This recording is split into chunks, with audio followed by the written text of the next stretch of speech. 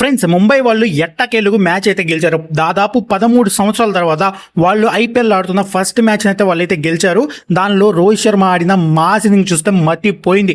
రోహిత్ శర్మ కొట్టిన షాట్లు చూస్తే అబ్బో మామూలుగా లేవులే అనుకోండి.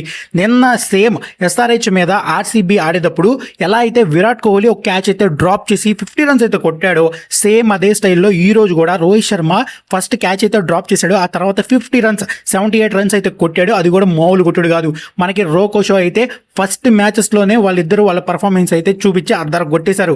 ఆరెంజ్ క్యాప్ రేస్లో వీళ్ళిద్దరు కూడా ఉన్నారు. చూద్దాం వీళ్ళిద్దరిలో ఎవరికి ఆరెంజ్ క్యాప్ అయితే వస్తుందో. అంతకుముందు ఏం జరిగిందంటే అసలు కేకేఆర్ దగ్గర టీమే లేదు అనుకున్నప్పుడు అజింకా రెహానే మరియు ఫిన్నెలను కలిపి అసలు పవర్ ప్లేలో అయితే దుమ్ము దులిపేశారు. అసలు మామూలు ఎవరు ఎక్స్పెక్ట్ చేయలేదు.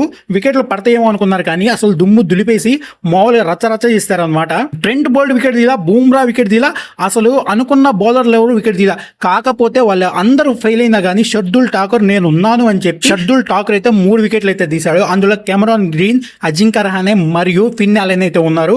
అసలు మామూలుగా కాదు. ఇలాంటి పిచ్లు కనుక వస్తే ప్రతి టీము 200 పక్కా కొట్టడం పక్కా అయిపోయింది. ఇలాంటి ఫ్లాట్ ట్రాక్ అసలు కేకేఆర్ దగ్గర టీమే లేదు. అలాంటి టీమే 200 పైన కొట్టిందంటే ఇంకా మీరు అర్థం చేసుకోండి, ఇంకా జరగబోయే ఐపీఎల్ మ్యాచెస్ లో ప్రతి టీం కూడా 200 పైనే కొడతారు అనిపిస్తుంది. నిన్న కూడా మనం చూసుకున్నట్టయితే ఎస్ఆర్హెచ్ దాదాపు చాలా కష్టాల్లో ఉంది. అలాంటి టీమే 200 దాకా స్కోర్ చేసింది. ఈ రోజు అసలు టీమే లేదు అనుకున్న కేకేఆర్ కూడా 220 రన్స్ అయితే స్కోర్ చేసింది. ఇంకా ముందు జరగబోయే మ్యాచెస్ లో కూడా మనం హై స్కోరింగ్ అయితే ఎక్స్పెక్ట్ అయితే చేయొచ్చు. ఎప్పుడైతే రోహిత్ శర్మ వికెట్ పడిందో అప్పుడు నేను ఇంకా మ్యాచ్ చూడలేదు. ఎందుకంటే మహా అయితే 1 ఓవర్ లేకపోతే 2 ఓవర్లు ముందే కొట్టేస్తారేమో అనుకున్నా. కానీ చివరి వరకు వచ్చేటట్టు తెచ్చుకున్నారు. ఎలాగైతే ముంబై అయితే గెలిచింది. మీరేమనుకుంటున్నారు? వీడియో నచ్చితే లైక్ చేయండి. అండ్ మీ ఒపీనియన్ ఏందో కింద కామెంట్ సెక్షన్ లో చెప్పండి. నేను కూడా తెలుసుకుంటాను.